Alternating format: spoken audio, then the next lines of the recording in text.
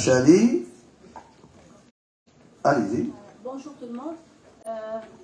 Monsieur le Président, Monsieur le doyen de la faculté des sciences juridiques, chers collègues du Forum des chercheurs du ministère de l'économie et des finances et chers doctorants, j'ai l'immense plaisir d'intervenir aujourd'hui lors de cette 8e édition de la caravane de communication autour de la loi de finances, en tant que membre de ce forum et aussi en tant que doctorante à la faculté des sciences juridiques, économiques et sociales de Kinitra. Mon sujet d'intervention va porter sur la réforme des établissements et entreprises publiques et son impact sur le budget général de l'État.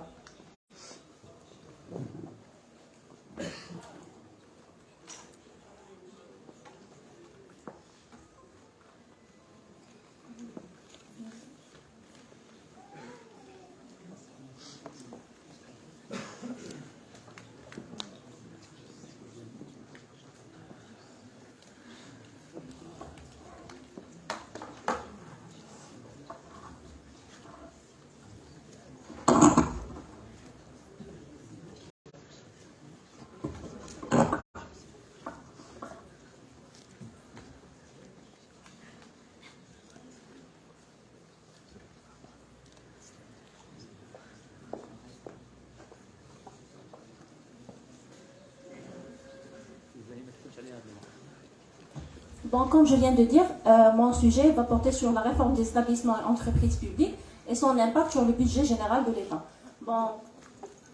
Comme vous savez, les établissements et entreprises publiques, ils jouent un rôle important dans la dynamique économique et sociale de notre pays, et ce en raison de son forte implication dans la réalisation des grands projets structurants, dans l'élaboration et la mise en œuvre de différentes stratégies sectorielles, et aussi dans l'élaboration et l'exécution des différentes politiques publiques. Vu le poids économique de ce secteur, il a fait l'objet d'un ensemble de réformes depuis l'indépendance. Mais en dépit de toutes ces réformes qui ont été engagées, ce secteur présente toujours des dysfonctionnements qui entravent leur développement. Ces dysfonctionnements ont été relatés par les différentes instances de contrôle, et notamment par la Cour des comptes dans leur rapport de 2016. Ces dysfonctionnements, pour remédier à ces dysfonctionnements, Sa Majesté le Roi, que Dieu l'assiste, a donné ses orientations pour une réforme profonde de ce secteur. Et parmi ces mesures de réforme, on trouve celles qui se rapportent aux relations financières et budgétaires entre l'État et ses établissements entreprises publiques et qui auront certainement un impact remarquable sur le budget général de l'État. Voilà grosso modo le contexte général dans lequel se situe mon sujet d'intervention. Pour traiter ce sujet, on va tout d'abord faire un aperçu sur la composition et la performance de ce secteur.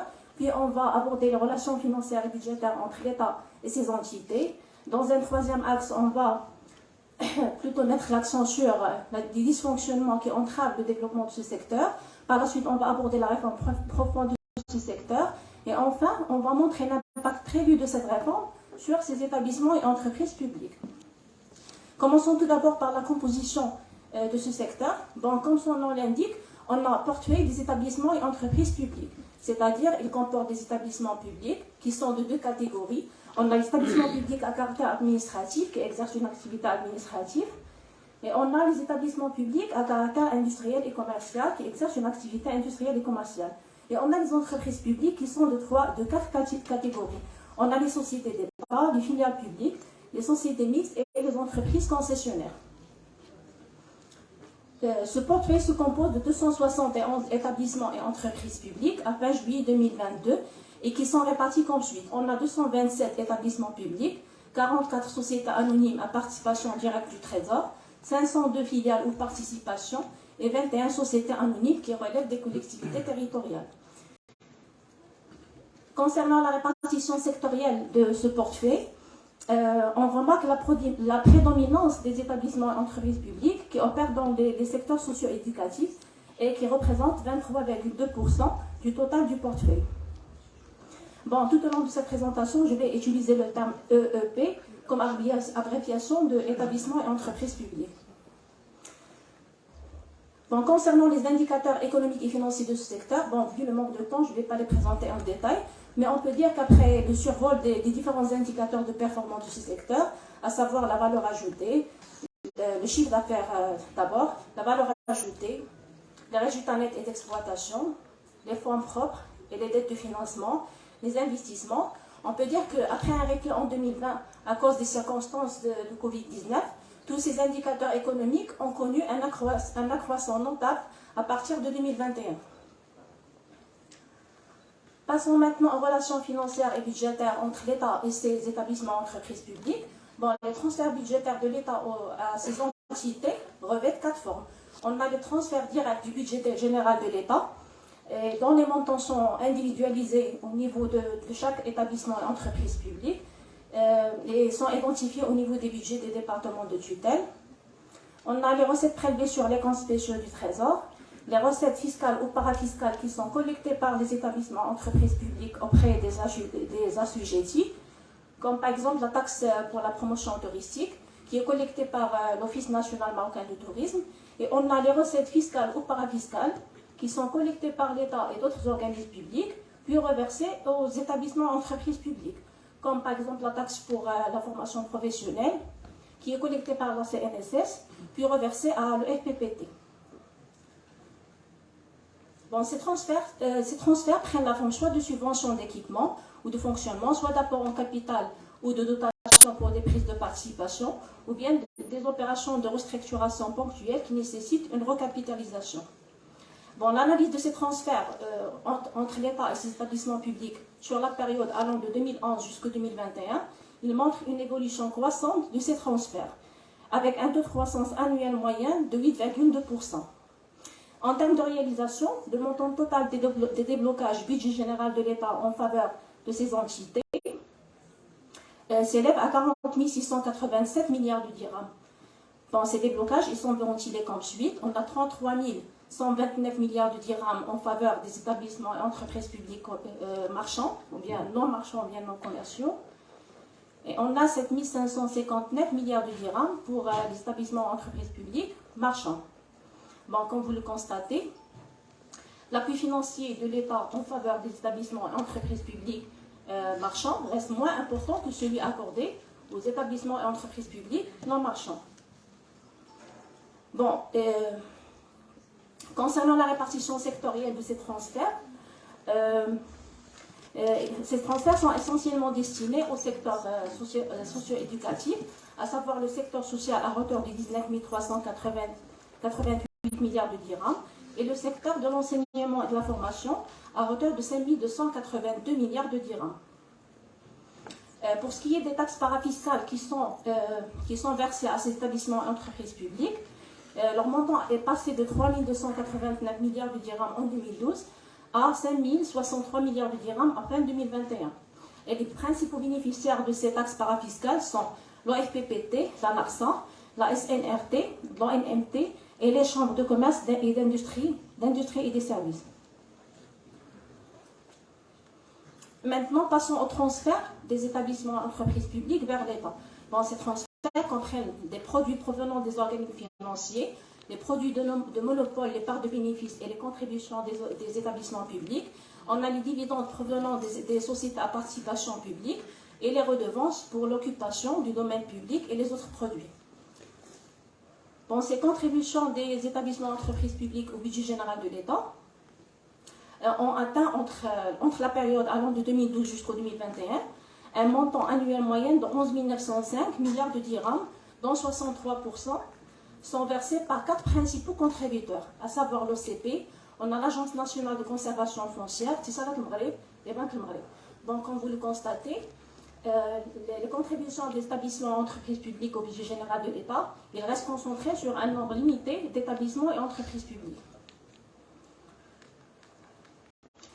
Et concernant les projections au titre de la loi de finances 2023, il table sur un versement de 16 464 milliards de dirhams au titre des produits à provenir des établissements et entreprises publiques. Bon, à travers cette comparaison des transferts réciproques entre l'État et ses établissements et entreprises publiques, durant la période allant de 2012 jusqu'au 2022, dans cette comparaison, il fait ressortir une balance défavorable à l'État. Bon, comme vous le voyez à travers ce tableau comparatif, on a les transferts des établissements entreprises, les transferts plutôt de l'État vers ces établissements entreprises publiques, ils dépassent de loin leur contribution au budget général de l'État. Bon, ainsi, le solde annuel moyen de ces transferts réciproques est en défaveur de l'État de 19,88 milliards de dirhams, 98 plutôt milliards de dirhams. Bon, à travers cette comparaison de ces transferts réciproques entre l'État et les établissements entreprises publiques, et aussi à travers les résultats des diagnostics qui ont été effectués par la Cour des comptes dans leur rapport de 2016, on peut dire que les relations financières et budgétaires entre l'État et ses établissements et entreprises publiques, ils restent entravés par un certain nombre de dysfonctionnements qui se manifestent principalement dans la concentration et la faiblesse des transferts vers l'État.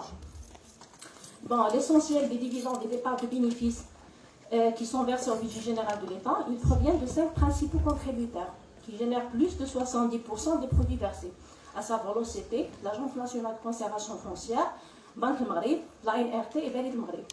Bon, cette situation s'explique d'une part par le fait que les établissements et entreprises publiques non marchands, qui représentent le nombre le plus important dans le portefeuille public, ils ne remontent pas leurs dividendes et leurs revenus en faveur de l'État, mais au contraire, ils s'appuient amplement sur le budget de l'État pour financer leurs investissements et leur fonctionnement. La deuxième raison, c'est que même pour les établissements et entreprises publiques marchands, lorsqu'ils réalisent des investissements massifs et dégagent des résultats positifs, ils ont tendance à privilégier de s'autofinancer que de rémunérer l'État qui est leur principal actionnaire. La troisième des raisons, c'est qu'on trouve que plusieurs établissements et entreprises publiques sont soit en phase de restructuration, comme c'est le cas de l'ONE et de la RAM, ou bien en phase d'investissement massif, comme par exemple, on a le cas de l'OCP et de l'ONCF. Ce qui fait que leur contribution au budget général de l'État n'est pas en ligne ou bien n'est pas à la hauteur de leur performance. La deuxième fragilité, c'est la dépendance ou bien une forte dépendance vis-à-vis du budget général de l'État, et surtout pour le cas des établissements d'entreprises publiques non marchands. Bon, cette forte dépendance s'explique par la structure du portefeuille public qui est composé principalement des établissements et entreprises publiques qui exercent une activité administrative non génératrice de revenus et qui opèrent surtout dans les secteurs socio-éducatifs, comme c'est le cas des AREP, des universités, des CHU, etc. Bon, ces entités, ils sont devenues par essence budgétivores, c'est-à-dire qu'ils absorbent le budget de l'État. Une deuxième raison de cette forte indépendance, c'est le fait qu'on trouve que plusieurs établissements entreprises publiques, ils continuent de bénéficier de ces transferts de l'État, alors qu'ils exercent une activité qui doit être normalement prise en charge par les collectivités territoriales, comme c'est le cas de la DER de Fès. On a une autre raison, c'est que plusieurs établissements entreprises publiques, ils continuent de bénéficier de l'appui de l'État, alors qu'ils sont en arrêt d'activité depuis plusieurs années. Bon, ils continuent de bénéficier de l'appui de l'État pour leurs besoins de liquidation. Bon, une autre fragilité qui est liée au redimensionnement du secteur, c'est une extension non maîtrisée du portefeuille public, la non-évaluation des missions et la faiblesse de synergie. Bon, ce dysfonctionnement il est dû essentiellement à la présence, à la multiplication des établissements entreprises publiques, surtout celles non marchands et dont les missions se chevauchent, et aussi à l'absence d'une évaluation périodique du portefeuille des établissements et entreprises publiques pour évaluer leurs missions et aussi la viabilité de leur modèle économique et décider de les maintenir ou non. Et aussi, elle est due à l'absence d'une évaluation, ou bien l'absence d'un cadre qui normalise la création de ces établissements entreprises publiques, et notamment à travers une évaluation de l'opportunité de leur création. Une autre fragilité qui est liée à la gouvernance de ce secteur, c'est la prédominance du contrôle financier a priori, même sur les établissements entreprises publiques qui exercent une activité administrative et industrielle. Plutôt une activité industrielle et commerciale. Bon, le bilan qui a été réalisé par la Cour des comptes sur les 13 dernières années fait montrer que le contrôle a priori qui a été institué par la loi 6900 relative au contrôle financier de l'État sur ces établissements entreprises publiques, il continue de prédominer, alors que les autres types de contrôle qui ont été institués par cette loi comme par exemple le contrôle d'accompagnement, le contrôle conventionnel. Ils sont quasi absents dans ces établissements entreprises publiques. Bon, la dernière fragilité, c'est l'essoufflement des modèles économiques de certains EEP et une gouvernance qui nécessite d'être dynamisée davantage. Bon, ces dysfonctionnements ont donné lieu à une réforme profonde de ce secteur qui a été lancée d'abord lors du Conseil des ministres du 10 octobre 2018 et par la suite lors du discours du 30 du 29 juillet 2020. Bon, cette réforme, il vise principalement à modifier la taille du secteur et à encadrer son élargissement et aussi à moderniser son dispositif de gouvernance et de contrôle financier de l'État.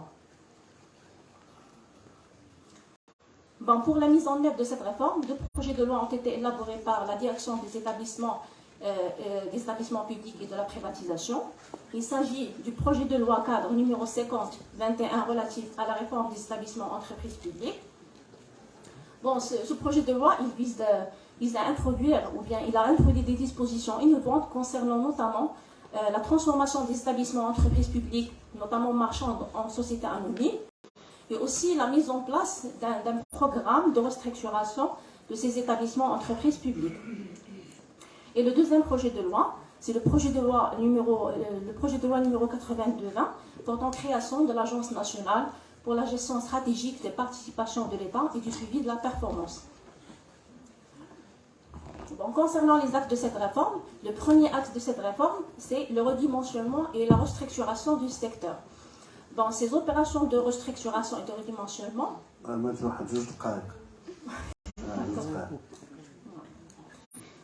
le redimensionnement du secteur se fait à travers le regroupement et la fusion des établissements entreprises publiques ayant des missions complémentaires et cohérentes, et aussi à travers la dissolution et la liquidation des établissements entreprises publiques dont les missions ne sont pas opportunes et que leur apport en termes de développement socio-économique est quasi nul. Bon, ces opérations de restructuration visent essentiellement à limiter la multiplication des établissements entreprises publiques non marchands et dont les missions se chevauchent, et aussi à poursuivre le processus de liquidation de plus de 70 établissements entreprises publiques qui traînent depuis plusieurs années, et aussi à instaurer une évaluation périodique du portefeuille public pour décider de maintenir ou non certains établissements entreprises publiques. Le deuxième acte de cette réforme, c'est... Est-ce que vous pouvez nous donner des recommandations? Des recommandations sociales. Parce qu'il vous reste seulement 1 minute. D'accord, je vais passer Je vous ai déjà ajouté 2. Parce qu'il y a plein de choses à dire. Vraiment, c'est un sujet qui est très vague. Voilà. Bon, le deuxième acte de cette réforme, c'est la création de l'Agence nationale pour la gestion stratégique des participations de l'État et du suivi de la performance. Bon, cette agence, à laquelle l'État va transférer progressivement ses participations au sein des entreprises publiques, il sera créé tout d'abord sous forme d'un établissement public, puis il sera transféré en société anonyme. Bon, cette agence, il aura pour principale mission d'assurer la surveillance des participations qui sont détenues par l'État au sein de ces établissements entreprises publiques et aussi d'assurer un suivi régulier de la performance de ces établissements entreprises publiques. Le troisième acte de cette réforme, c'est le projet de réforme du dispositif de gouvernance et de contrôle financier de l'État qui vise à instaurer un contrôle financier qui est axé sur un contrôle financier qui est axé sur l'évaluation, l'appréciation des performances et la prévention des risques, et aussi qui vise à généraliser le contrôle sur tous les établissements entreprises publiques. Et enfin, le dernier acte de cette réforme, c'est la création et l'opérationnalisation du fonds Mohamed VI pour l'investissement. Bon, ce fonds, il vise à accompagner, à financer les grands projets d'investissement de ces établissements entreprises publiques. Bon, passons au dernier axe qui est l'impact de cette réforme, l'impact prévu de cette réforme sur... L'impact prévu de cette réforme sur le budget général de l'État. Bon, cet impact, on peut l'appréhender à travers les différents axes de cette réforme. Mais concernant les opérations de restructuration et de redimensionnement, il vise à favoriser les synergies et la coopération entre ces établissements entreprises publiques, aussi à mutualiser leurs moyens, à rationaliser leurs charges, et ils auront pour effet de réduire l'impact des subventions qui leur sont accordées sur le budget général de l'État et aussi à améliorer leur contribution au budget général de l'État. De même pour les opérations de dissolution et de liquidation, ils auront pour effet de réduire les transferts accordés à ces établissements entreprises publiques et qui constituent un manque à gagner pour le budget général de l'État.